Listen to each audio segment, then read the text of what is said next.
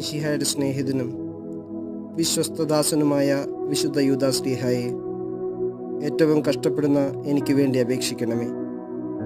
യാതൊരു സഹായവും ഫലസിദ്ധിയുമില്ലാതെ വരുന്ന സന്ദർഭത്തിൽ ഏറ്റവും ത്വരിതവും ഗോചരവുമായ സഹായം ചെയ്യുന്നതിന് അങ്ങേക്ക് വിശേഷവിധിയായി കിട്ടിയിരിക്കുന്ന അനുഗ്രഹത്തെ അങ്ങ് ഉപയോഗിക്കണമേ.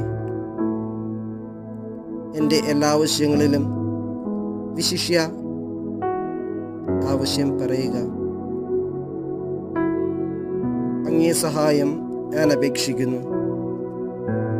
ഭാഗ്യപ്പെട്ട യൂദാസ്ലീഹായെ, അങ്ങേ ഈ അനുഗ്രഹത്തെ ഞാൻ സദാ ഓർക്കുമെന്നും അങ്ങേ സ്തുതികളെ ലോകമെങ്ങും അറിയിക്കുമെന്നും ഞാൻ വാഗ്ദാനം ചെയ്യുന്നു.